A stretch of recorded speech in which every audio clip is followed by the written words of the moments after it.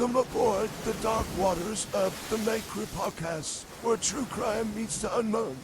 Each month we dive into the eerie, the unsolved, and the stories that haunt the shadows. If it's creepy, mysterious, or just plain unsettling, you'll find it here. So light your lantern, step onto the deck, and prepare to uncover what lies beneath the surface. This podcast contains discussions of true crime, disturbing content, and mature themes that may not be suitable for all audiences. Listener discretion is strongly advised. The Night Crew podcast aims to present stories with respect to the victims and their families, and the intent is never to sensationalize tragedy, but to shed light on the unknown and unexplained. Hello, everyone, and welcome to episode 18 of The Night Crew. So, there are some stories that feel like they belong to another world. Like they slipped through a crack in time. Too dark, too strange, too wrong to be real.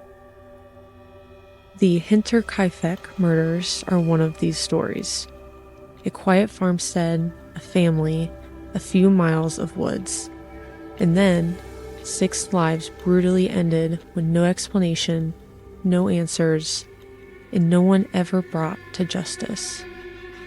Even a century later, the story of Hinterkaifeck lingers like smoke over the frozen fields of Bavaria. It's more than a murder mystery, it's a haunting. When I first read about this case, I couldn't shake it.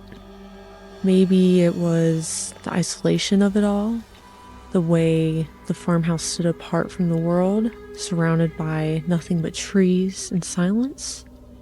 Or maybe it was the idea that evil had been lurking there, watching, weeks before anyone even realized something was wrong. So let's go back to March of 1922 in rural Germany. The world was still recovering from World War I. The villages were quiet, farmers went about their lives, and in the middle of the Bavarian countryside sat a small, modest homestead known as Hinterkaifeck, a name that roughly translates to behind Kaifeck, the neighboring village. The land belonged to the Gruber family, who lived alone out there, self-sufficient, private, and, as some would say, a bit strange. But no one could have predicted what was about to happen to them, or the chilling trail of clues that began to appear in the snow before the murders even took place. The murder weapon would later be identified as a mattock, a kind of farming pickaxe. But to understand what happened, we have to start before the blood was spilled, before the horror. Because the evil that came to Hinterkaifeck didn't come out of nowhere. It built up, slowly, quietly, like a storm gathering in the distance.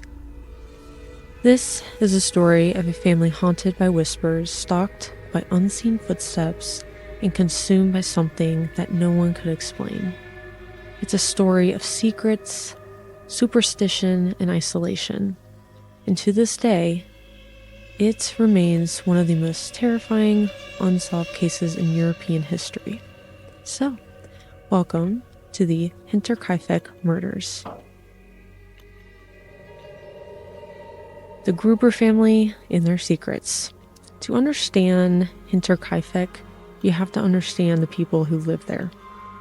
Because the Gruber family wasn't just any normal family. They were, how do I put it, known but not liked by everyone. Out in those small Bavarian villages, gossip traveled faster than wind, probably because they didn't have much to do in that time anyways. And the Grubers had plenty for people to talk about.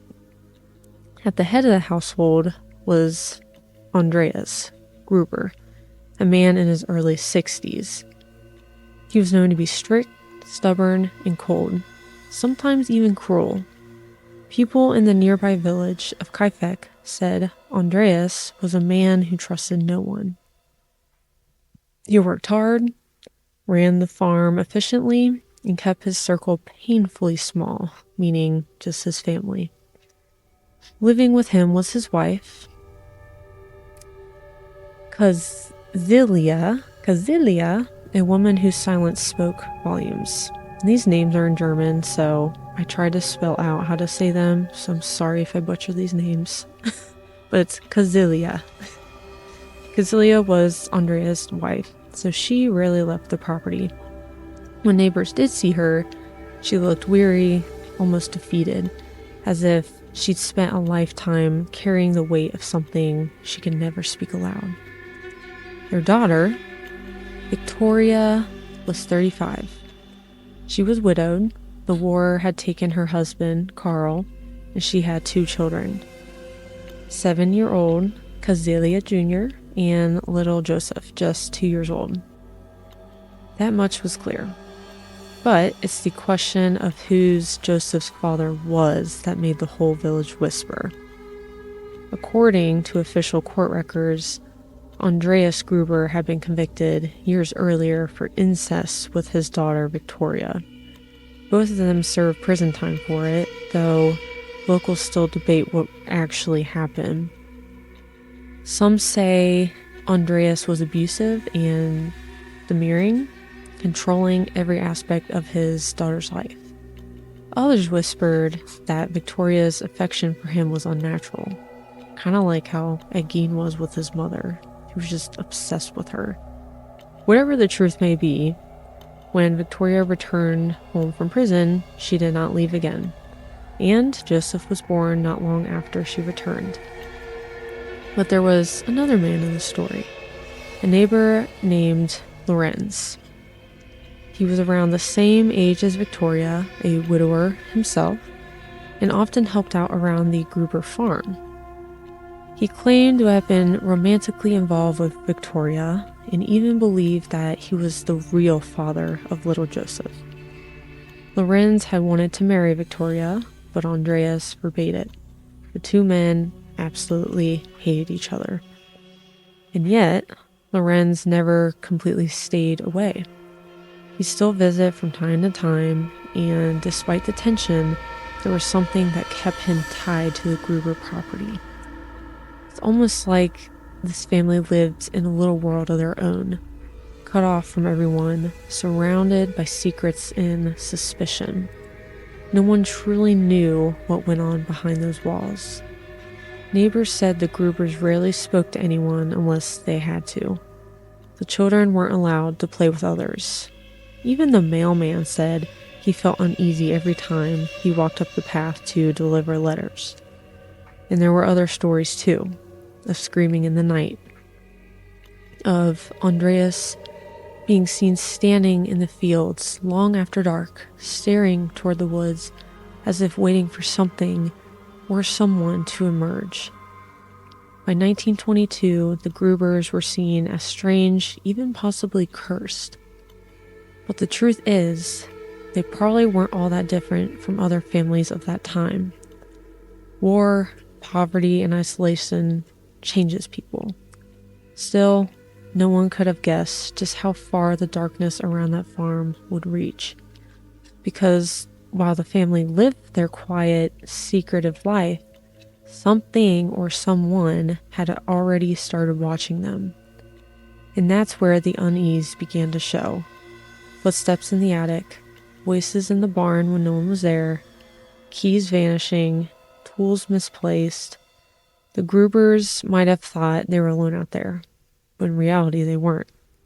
Sometimes isolation isn't just about distance. It's about the space between what you know and what you feel. And in that house, on that lonely farm, something was closing in on them. These strange signs before the murders. By March of 1922, winter was loosening its grip on Bavaria. The snow still covered the fields, the nights were bitter cold, and Hinterkaifeck farm stood in that eerie quiet that only the countryside knows, too still, too empty. So the farm was at a remote setting. It was surrounded by a thick forest, a good half mile from the nearest neighbor, Locals described the path as lonely and dangerous at night. Because of that, the family's cries or noises would not have been easily heard by anyone nearby. But in that silence, something began to stir. The first sign came on March 30th, just 2 days before the murders. Andreas Gruber noticed something odd when he stepped outside that morning. Fresh footsteps led from the edge of the woods straight up to his farmhouse. One clear set in the snow, but none leading back to the woods. Whoever had come out of those woods had never left. He followed the prints to the tool shed, the barn, and then right up to the door of the house. But nothing. No sign of a break-in, no one inside the house. Still, Andreas couldn't shake the feeling that he wasn't alone. Later that same day, Andreas found a strange dent in the lock of the tool shed the week before the killings, like someone had tried to break in. The tools within were moved too. He told several neighbors, including Lorenz, about it, the lover of Victoria. He even mentioned that he suspected someone might be living in the barn. He searched everywhere in the barn, but again, found nothing. Things weren't where he left them, and then the attic noises began. That night, the Grubers heard footsteps overhead, slow, deliberate, like someone was pacing above their heads. Andreas grabbed a lantern and checked the attic. Nothing. No animals, no intruders. Just shadows moving across the rafters as the flame flickered in the cold air. The next morning, a set of house keys went missing. Andreas searched everywhere, growing more irritable with each hour. The keys had hung on a hook near the door for years. He never misplaced them, but they were gone. Around that same time, a strange newspaper was found in the kitchen. The family had no subscriptions to Munich publications, and neighbors confirmed none of them owned that paper.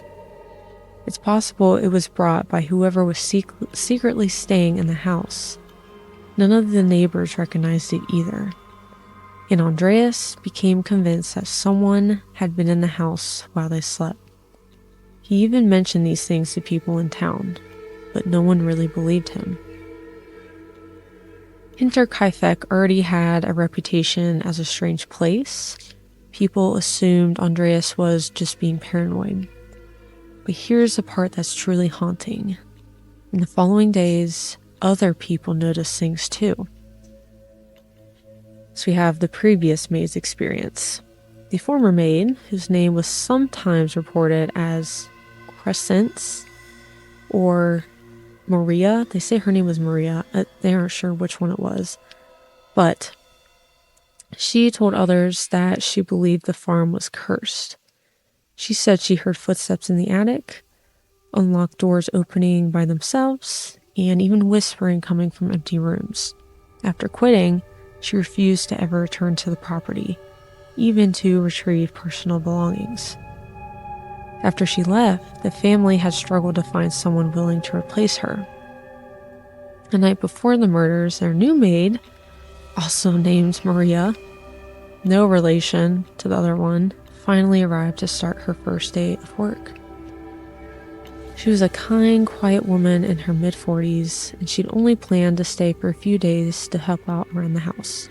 She had no idea she'd never leave. Additionally, one neighbor later claimed she heard two distinct voices echoing in the direction of Hinterkaifeck on the night of March 31st. One deep and male, the other softer, almost pleading. She couldn't make out the words. The sound carried across the snow and then stopped. The mechanic's testimony. On March 31st, the day before the murders, a mechanic named Albert Hoffner came to the property to repair a food chopper. He said no one greeted him when he arrived. He worked for nearly 4 hours in the barn, completely alone, hearing only the livestock, until finally Andreas appeared. Albert said Andreas seemed nervous, distracted, and uneasy. He kept looking toward the forest. He muttered something about hearing noises again last night. He told the local mechanic, Albert, that he'd seen footprints, heard noises, and felt uneasy about being alone at night. That same night, the family's daughter, little Kazilia, told classmates that her mother had gone missing briefly, that she'd wandered into the woods and returned different. She said her mother had been crying and that something bad was coming.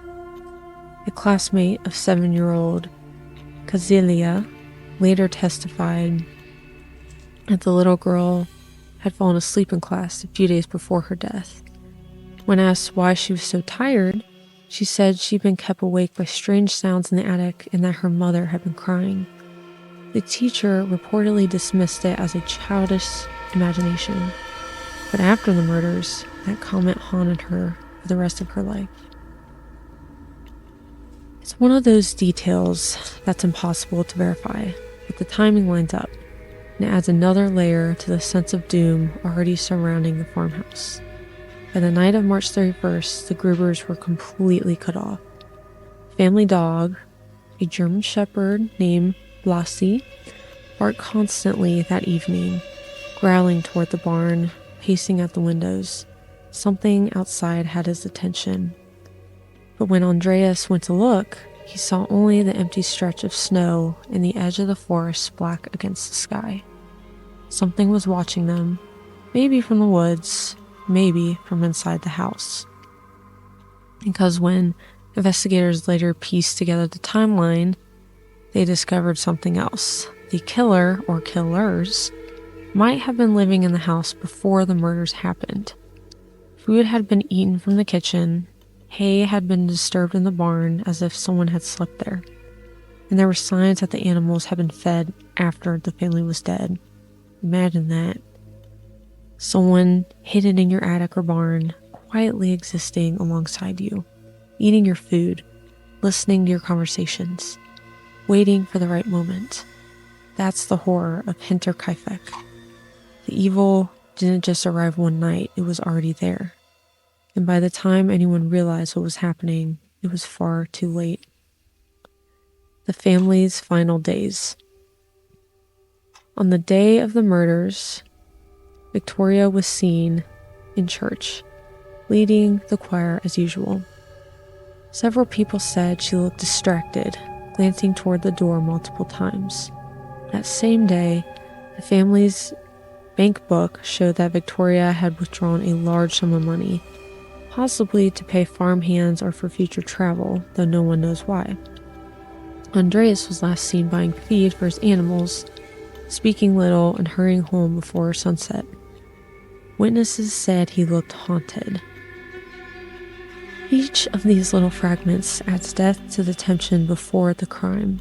They paint a picture of a family trapped by their isolation, terrified by something they couldn't see, and ignored by everyone who could have helped. It was April 4th, 1922. 4 days had passed since anyone had seen or heard from the Gruber family. A school teacher noticed that little Cecilia hadn't shown up for class. Mail had begun to pile up, and neighbors who usually saw smoke rising from the Gruber's chimney noticed an unsettling stillness hanging over the Hinterkaifeck farm. At first, people brushed it off. The Grubers were known to keep to themselves, but by the 5th day, concern had turned into dread. The search begins. Neighbors finally decided to check on them. Among them was Lorenz, a man who knew the family well, perhaps a little too well. Remember, he was Victoria's lover, and he thought Joseph was his son. Lorenz had led 2 other men toward the farmhouse. As they approached, the silence grew heavier. The animals in the barn were restless, bleating, lowing, pawing at the ground. A dog barked once, then went quiet. They knocked on the door, no answer. They circled to the barn. The doors were shut tight, but something inside moved. The barn of death. Lorenz pushed open one of the wooden doors, and a cold, heavy smell hit them. Something between rot and iron. Hay was scattered on the floor, the cows shifting nervously in their stalls. Then they saw it. Half covered in straw and dirt were 4 bodies, laid almost neatly, one on top of another, as though someone had tried to conceal them but also arrange them. First was Andreas Gruber, his skull split open with a pickaxe or mattock. Next to him, his wife, Cecilia, her face beaten beyond recognition. Beside her, Victoria, their daughter, her throat so crushed it was hard to tell where it ended. And lying near her, little Cecilia Jr., just 7 years old. Her wounds told a horrible story. She hadn't died instantly. When her body was later examined, investigators found tufts of her own hair clenched in her fists, as if she'd torn it out in agony while lying there, dying next to her family. Inside the farmhouse. Once the barn was searched, Lorenz and the men entered the main house, where more horrors awaited. In the bedroom, they found the new maid, Maria, dead in her bed. She had arrived only hours before the murders took place. Her first night at Hinterkaifeck had been her last. Her face was covered with a sheet. Next to her was a half-eaten dinner. In the crib, they found the body of little Joseph, just 2 years old. His tiny skull had been crushed. A child's toy horse lay beside him untouched. 6 lives gone, all brutally murdered, but what came next was perhaps even more disturbing. The killer stayed. As police began their investigation, they realized something deeply sinister.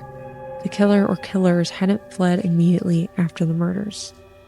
They had stayed at the farm, possibly for 3 whole days. The cows had been milked, the dog was fed, food had been eaten from the kitchen, and smoke was seen coming from the chimney days after the family had already been dead. Even the neighbors had noticed that the animals were strangely calm, as though someone had been tending to them. Whoever did this wasn't in a hurry. They were comfortable, almost at home. A scene frozen in fear. When investigators arrived, they described the scene as something out of hell. The air inside the house was heavy, almost sweet with decay. Every creak of the floorboards seemed to echo. The authorities from Munich were brought in, led by Inspector Georg, but the investigation was immediately chaotic. Curious villagers trampled through the scene before police could secure it, destroying footprints, blood spatter, and evidence. In the barn, officers noticed faint footprints leading into the property from the forest, but again, none leading back out. Even stranger, the house keys were missing, and the family's valuable jewelry and money were untouched. This wasn't a robbery, it was something else. Maybe revenge, who knows? The final puzzle. The bodies were autopsied right there in the barn on makeshift tables. The doctor performing the examination noted that the wounds were caused by a pickaxe, later identified as a tool from the Gruber's own shed. Yet despite the brutality, the killer had shown strange restraint, covering each of the bodies with hair sheets almost respectfully like a grim ritual. In the days that followed, villagers whispered that the Gruber's ghost haunted the property. Some claimed to see lights flickering in the barn at night. Others said they heard muffled sobs when they passed by. The farm was eventually torn down, but the land was never the same. The investigation and theories. The investigation into the Hinterkaifeck murders began almost immediately after the discovery of the bodies. But from the very beginning, everything seemed cursed. When police arrived from Munich, a small Bavarian village was already in chaos. Villagers swarmed the property, picking through debris, trampling the ground, and even taking items from the house as morbid souvenirs. In a time before DNA testing or proper forensic control, this destroyed most of the physical evidence before investigators could even start. Still, what they did find was strange beyond relief. The Gruber household sat isolated, surrounded by forests and fields a good half-mile from the nearest neighbor, as I said earlier. Investigators noted how eerily self-contained it was. There were no telephones, no electricity, no nearby roads where help could arrive quickly. The barn, where the 4 bodies were found, was connected directly to the house through a loft door, meaning the killer could have moved freely from room to room without ever stepping outside. They found signs that the killer had hidden in the attic, possibly for days before the murders. As stated before, the footsteps were still a thing. It was as if someone had arrived and then vanished into thin air. As for the murder weapon, a few days later they found it, the pickaxe used for farming. It was discovered hidden in the hayloft. It was confirmed to be the murder weapon, but here's the disturbing part. The tool didn't belong to an outsider. It was one of Andreas Gruber's own. This meant the killer either found it in the barn after entering the property or knew the layout well enough to retrieve it quickly. Andreas, known for being strict and suspicious, was the kind of man who noticed a stranger near his tools. So how could someone move so freely, so quietly, without him noticing? Unless, of course, he knew them. The suspects. Dozens of people were questioned over the next few weeks, farmhands, relatives, and neighbors. But one name kept coming up again and again: Lorenz. Lorenz was a widower and a former neighbor, and he'd had that romantic relationship with Victoria, Andreas' daughter. Victoria had tried to take Lorenz to court to make him acknowledge paternity, but Andreas, her father, had forbidden it. The relationship had ended bitterly. When Lorenz discovered the bodies, villagers said he acted strangely. He moved the corpses, uncovered their faces, even wandered around the house touching things, almost like someone who wasn't shocked at all. When people questioned his calmness, he claimed he was searching for his son, Joseph. But others suspected he was making sure nothing incriminating was left behind. Still, there was no physical evidence tying him to the crime.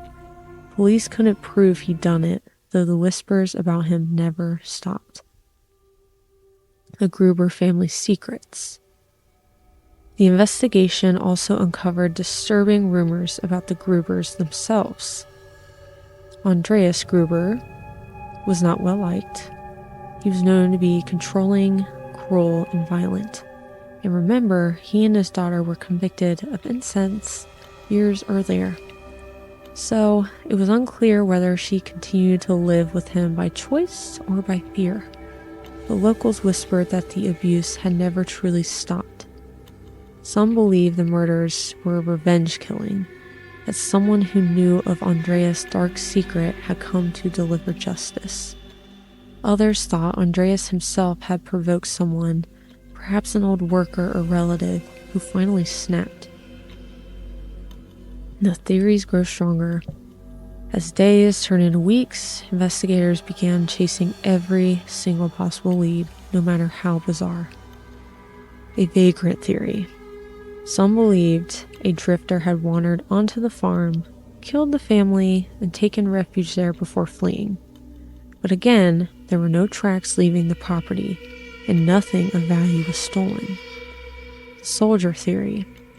A few clues pointed to a former soldier from World War I, possibly suffering from PTSD or mental instability. The weapon, the precision of the attacks, and the organized covering of bodies hinted at military discipline. The supernatural theory. In the nearby town of Groburn, rumors spread that Hinterkaifeck had been haunted for years. Some villagers claimed to see a spectral figure wandering the forest at night, or lights flickering from the attic. Even before the murders, the Grubers themselves had complained about hearing footsteps above them, tools missing, and the feeling of being watched. The farmhand revenge theory. There was a man named Carl, Victoria's husband, who supposedly died during World War I. However, rumors swirled that he might have faked his death or somehow survived and returned years later. Some villagers even claimed to have seen him after the war. According to this theory, Carl discovered that Victoria had taken a lover, Lorenz, and that her father had resumed their incestuous relationship. Overcome with rage and betrayal, Carl returned in secret to exact revenge, murdering the entire family before disappearing once again into the chaos of post-war Europe. Supporting details of that, his body was never conclusively identified after the war. Several soldiers from his regiment later claimed to have seen him alive after his reported death. And his military experience could explain the efficient methodological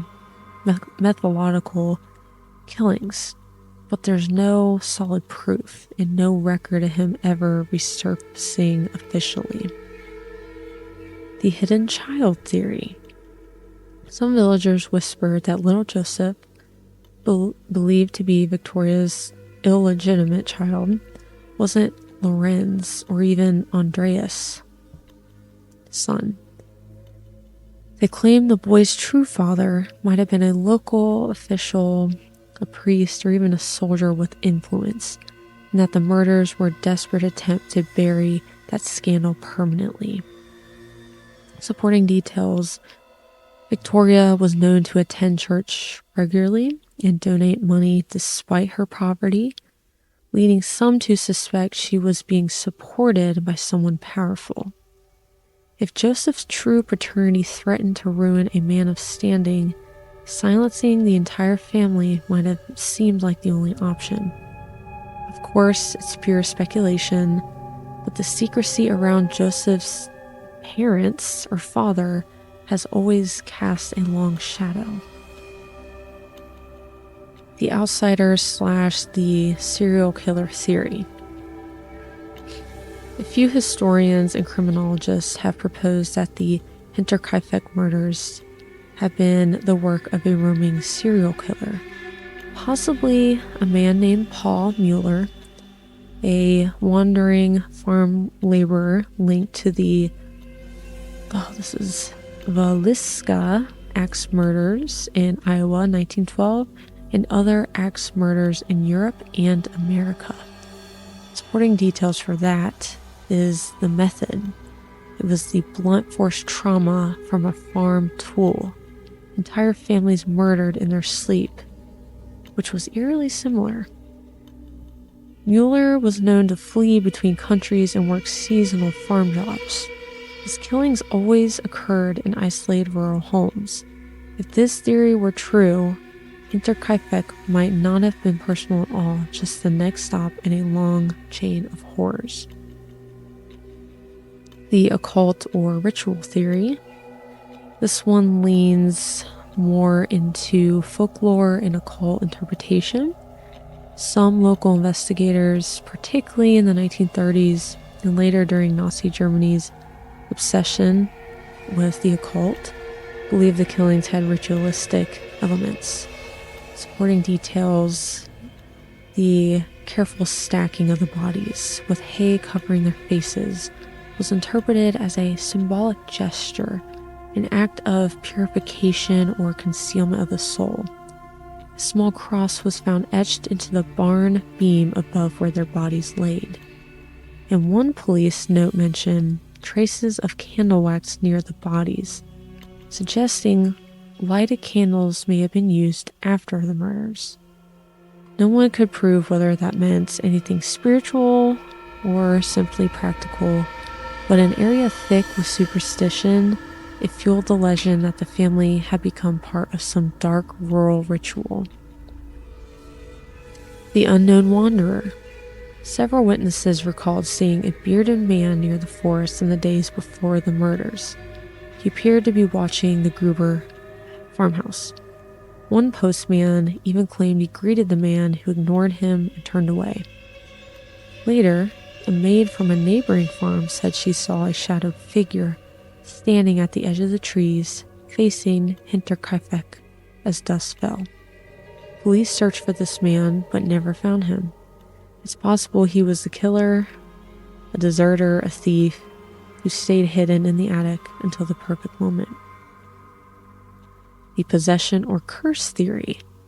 After all rational explanations failed, some locals turned to superstition. They believed the Gruber land was cursed long before the murders, perhaps from an older tragedy or an unholy act committed on that soil. Supporting details, a village priest once claimed that the property harbored darkness and advised Andreas to have it blessed, but he refused. The strange noises, the missing keys, and the phantom footsteps, all of it began after a harsh winter storm, which villagers had said awakened something buried beneath the farm.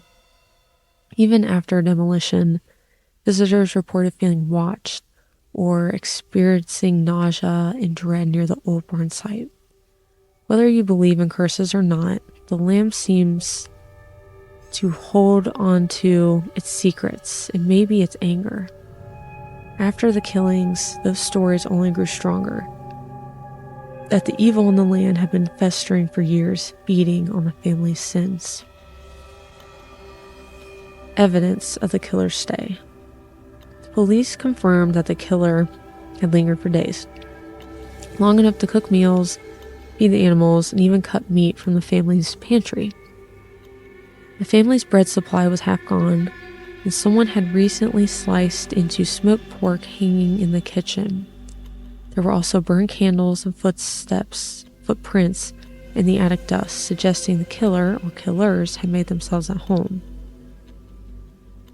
And as I said before, neighbors had seen smoke rising from the chimney after they were dead, and perhaps most unsettling of all, someone had slept in Victoria's bed after her death.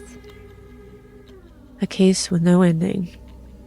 Despite over 100 suspects, questioned, and decades of renewed investigations, no one was ever charged. The case officially went cold.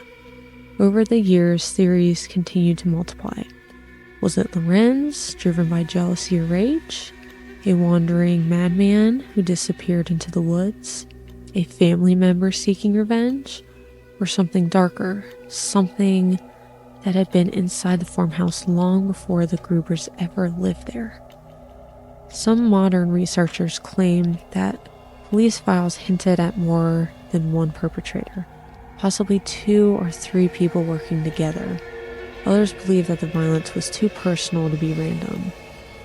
In 1923, the farmhouse was demolished, but before it was, locals say investigators found a strange indentation under the floorboards, as if something heavy had been buried there and later removed. To this day, no one knows what it was. When the Hinterkaifeck farmhouse was finally torn down, the land should have gone quiet, but it didn't. Locals said that long after the last beam fell, they could still hear strange noises echoing across the field. Faint cries, whispers, the dull thud of an axe against wood. Farmers who worked the nearby land claimed their cattle refused to pass the spot where the Gruber barn once stood. Some even said their tools would vanish, only to reappear in odd places, just like what the Grubers had complained about before they were killed. Some swore that the ghost of little Castelia could have been seen walking the field at dusk, her small hand clutching her hair. In the years since, psychics, paranormal investigators, and true crime experts have all tried to make sense of what happened on that lonely Bavarian farm, but Hinterkaifeck remains one of the most unsettling and unsolved mass murders in European history. It was as if the ground itself remembered. For a while, the villagers tried to move on, but the story wouldn't die. Every few years, another theory would resurface. Another suspect, another reason, another attempt to make sense of the senseless. But none of it ever fit perfectly. In the 1970s, German police quietly reopened the case. New forensic methods and profiling tools had developed since the 1920s, and investigators wanted to see if fresh eyes could find what the first team missed. Old photographs of the bodies were re-examined, blood patterns were studied, witness statements were retranslated. One of the strangest discoveries, that several original case documents had gone missing over the decades, including sketches of the crime scene and written notes from officers who had first responded. Whether they were lost, destroyed, or hidden, no one could say. But one officer reviewed the remaining files and admitted something chilling. He said, "We could solve it today if we knew the identity of the killer. The evidence still fits, it's just the name we'll never have." That statement came in 2007, 85 years after the murders, and still the official conclusion remains the same, unsolved. The theories that refuse to die. Over the years, a few theories have stood out above the rest. Lorenz, the jealous lover. To this day, he remains the prime suspect in most retellings. He knew the property, he had odd behavior displayed at the scene, and he had a link to Victoria through their son, supposed son, Joseph. It made him the perfect suspect, but the lack of evidence left him untouchable. He died in 1941, still denying any involvement. A revenge killing. Some believe that someone Andreas Gruber had wronged, a fired worker, a distant relative, returned for vengeance. But no one ever came forward, and no new enemies were identified. A group effort. More recent forensic analysis suggests that the attack may have involved two killers. The wounds and the order of death suggest coordination, not chaos. But who those two could have been is a question that died with time. Supernatural theory. Locals who believed in hauntings insisted the Grubers were cursed, punished for their sins. They said the footsteps, the missing keys, the whispers, those were all warnings that the family ignored. And when the storm came, it claimed them all. The Hinterkaifeck murders have inspired countless retellings over the years, books, documentaries, and horror films loosely based on the events. The 2012 German film, The Murder Farm, that's in English, drew directly from the case, recreating the isolation and paranoia that surrounded the Gruber family. You can feel the influence of Hinterkaifeck in modern horror too, in the movie The Strangers, The Witch, and the Texas Chainsaw Massacre. That idea of an isolated home, a hidden evil, and an attack that feels almost supernatural, it all echoes back to this lonely farm in Bavaria. But what makes the Hinterkaifeck murders truly terrifying is that it's not fiction. It happened to real people, and whoever did it, whoever walked through the snow that night, was never found. Today, the original site of the farm is gone. All that remains is a small monument. And the monument was made by locals to honor the victims. It's simple, a weathered stone cross standing in the field where the farmhouse once stood. Visitors describe an unsettling silence when they arrive. Birds go quiet, wind stills, and standing there you can almost feel that something terrible once happened beneath their feet. In 2007, forensic students from a Germany police academy revisited the case one final time.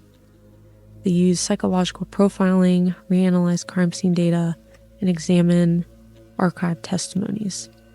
They concluded that the prime suspect was someone from the immediate vicinity, someone who knew the family's habits. but they refused to publish the name out of respect for surviving relatives. One of the students, one of the students later said in an interview, "It's almost better that we never know, because whoever did this might have been someone the family trusted," which I believe it was. But I also think there is some supernatural element to it. That's what it kind of seems like. The Hinterkaifeck murders remind us that sometimes the most terrifying monsters aren't ghosts or demons. They're people who move quietly, unnoticed through ordinary lives until something inside them breaks. Maybe it was revenge, maybe it was madness, or maybe it was something older than either. Something dark that had always lived on that land, feeding on fear and isolation. To this day, when the wind moves across the empty Bavarian fields, locals say they can still hear faint sounds. An axe striking wood, a child crying, or the echo of footsteps in snow that should be untouched. No one knows who killed the Grubers. No one ever will. This was the Hinterkaifeck murders, a story that blurs the line between the human and the haunted. Make sure to DM or comment on our posts if you want to hear a specific true crime story or if you have theories about this case. You can also find us at The Night Crew on Instagram and TikTok. Thank you for listening.